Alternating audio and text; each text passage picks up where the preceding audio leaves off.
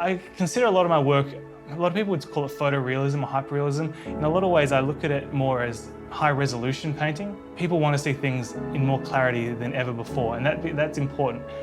But I want to return that desire for clarity back to painting. And so I think a lot of what has been done in the past with photorealism has been done, and there's no need to revisit it. But if I can find a way to speak about the modern day dilemmas of digital identity versus physical identity through the use of high resolution painting, then I can find a reason within my practice to do that and have it really mean something to both me and my greater audience.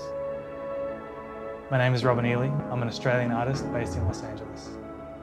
My art is grounded in the traditional aspects of portraiture, heavily influenced by history, but seen almost exclusively through the eyes of the modern day digital culture. Things like the internet and technology heavily impact the way I portray these more traditional aspects of art. I see the individual now not just through the physical individual, but also the digital individual, the online personality that we all have to cultivate these days. And when those two things collide, the physical and the digital, how those two things impact on one another. And I try to convey that with the artwork I make. I take high resolution painting, but I'm also fracturing the image, using things to obscure the image and change the image, whether it's literally breaking apart the surface of the canvas to using 3D sculptures of the subjects of my paintings to fracture the surface into prismatic lines and shapes, to something where I just use like a synthetic material like plastic to wrap an image to distort the colours and the values of what would be a very traditional portrait or figurative painting.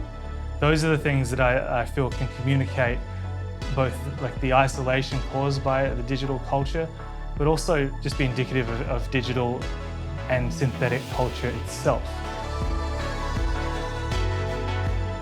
I'm extremely meticulous in everything I do. Yeah, I think that very much comes across in my work. And that's how I kind of know that I'm doing the right thing, because it's a direct expression of who I am as a person. Everyone always says, why don't you loosen up? But I've lived my whole life like this. And to change the way I make art would feel disingenuous to me, because it's just not who I am. You know, I'm seeing some changes now, having had children, and I'm noticing that I'm changing as a person, and that is directly influencing the work I make. So I'm open to change, but I do think that no matter what I do, the work needs to reflect who I am. And that's why I work the way that I work.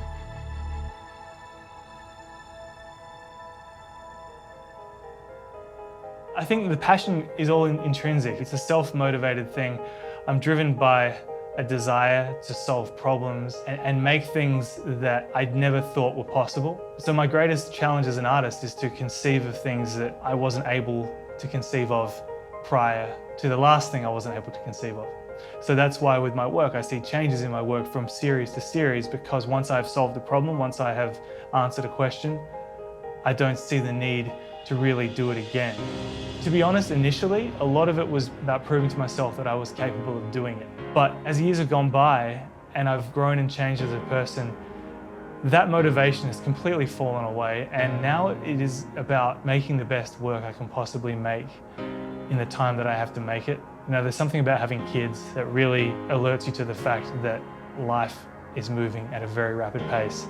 And if I don't use the time that I have now to make the best artwork that I can make, then I'm doing myself and my family a real disservice. So to me, I really draw most of my inspiration now from when I wake up in the morning and pick up my kids out of the cot.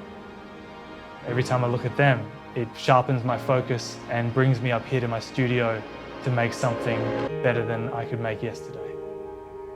The best advice I could give to young creatives is kind of born of my own experience, and that's to not wait.